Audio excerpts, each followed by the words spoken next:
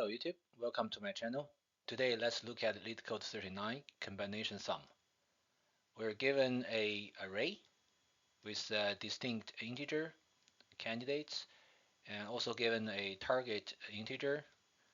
Our goal is to return a list of a unique combination from the candidates which sum up to the target, and we can return in any order. So in this case, we are looking for a combination, not a permutation.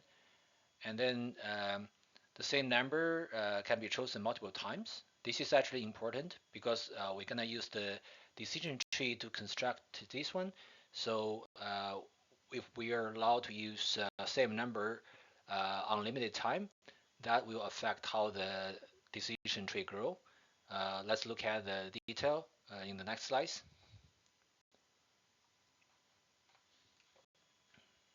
So here is the drawing. Assume that we have the array given like this.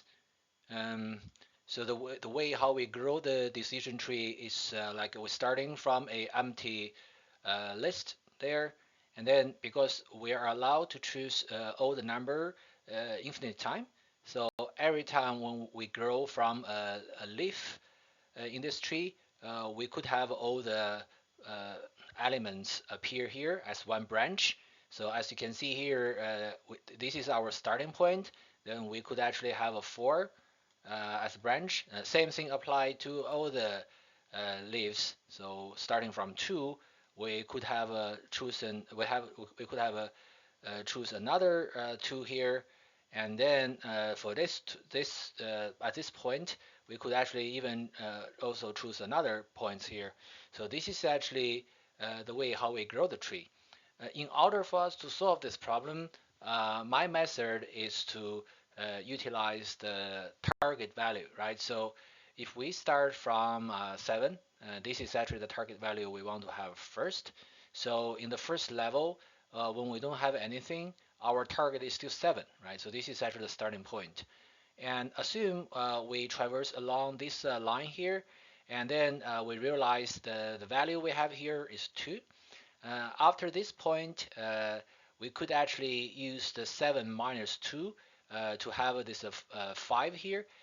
This become our new target, right? So we're gonna keep on looking for the following combination, which gave us 5 as the target, right? So same thing applied to this branch. If we come to here and we have a 3, then our new target will be 4, right? Then we need to keep on looking for the following combination in this decision tree. If any of the branch gave us a 4, for example here, if we start choosing 2, then here is also 2. When we reach this point, it will satisfy 4. So basically, this is actually a valid branch for us, and then it's also a valid candidate. So with this method, we can keep on decreasing our target based on the value we encounter along the branch. And then if at some point, if we see that our target really meets the value we have there, then we can simply return.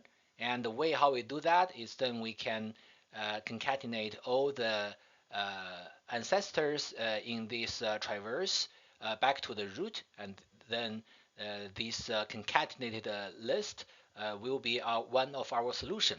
And then we keep on doing that for all the possibility. Then we're eventually after we finish all the branch, we have solved the problem. But as you can see, there are some way for us to improve the speed, performance, right? So we could actually utilize two strategy, right? The first strategy is to sort the candidates, right? So that means when we start to go through these, we know that okay, the value on the left is actually smaller than the value on the right. So this could actually give us the kind of in the situation that if we have reached, for example, this point, when we come to here, that satisfy the target, we can be sure that none of these elements need to be considered. We can actually go back and dump the rest of the search because they are bigger than the value we choose here. And we also we were told that the array is distinct, so we don't have to look at another options there. So that's actually a bit handy. It will save some of the traverse. That's the first solution here. A second one, because we always have the same kind of branch, so that actually make our tree structure identical in all the points there. So if we have we could also have a memo that's more like a dictionary. So we can actually save these based on the target we're looking for, right? So if we, let's say, if we have a solution for target which is 7, then next time when we see 7, we don't have to traverse the tree anymore. We can simply get the result from the memo and then return the memo value. Then that will save us from going through this again and again. So this will help the situation that if we later if we have a different target, the first thing we need to check is from the memo to see if we have a uh, solve that target already with the combination we have here from the array. If that's the case, then we can simply continue with getting the result from the memo and then continue with the rest. Let's look at the code, how we implement that one. As I mentioned, as a strategy to speed up the whole thing, we first do the sort to sort the candidates. And then after that, we create the memo for the speed up purpose as well. Then we will define this DFS. As you see, the parameter here is the target. We're gonna start with the target, original target we gave here, and then we will have the checking from the memo first, make sure that okay, if the a particular target we have there is already solved, we can actually get the result directly from the memo without going through the rest of the part. If that's not the case, then we will start to check the candidates in a DFS manner, right? So we first in the case because we have an elements from this given candidates here, so we need to go through them one by one, right? So if we find a matching candidates for the target, and we simply append this result, this new list to this result, and then we break it. So that means we have already done that. We don't have to continue look for the rest of the n elements or the rest of the elements because as I mentioned, it is a sorted array.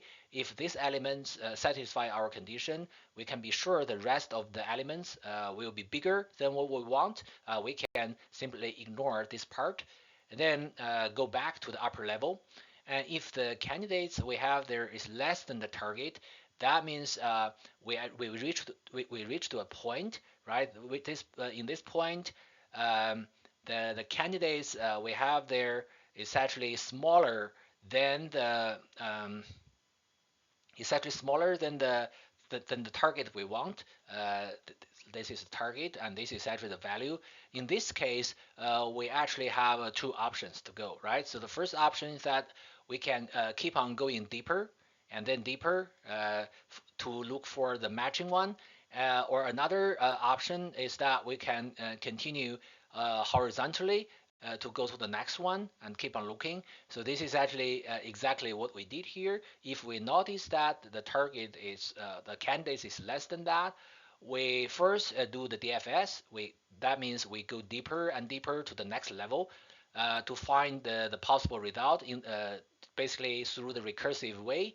And once we have that, we're gonna check, right? We're gonna check how many candidates we already have for this particular target. But please notice that here we use the target to minus the candidate. So basically we have changed to a new target. It's not the original target before. It's actually the original target minus the candidates because we want a smaller one now. And then with this solution, what we need to do this is actually a thing that to guarantee we have a unique solution, right? So because in the description, it mentioned that for example, 223 and 232, they are treated as one solution. So it's a combination, not permutation.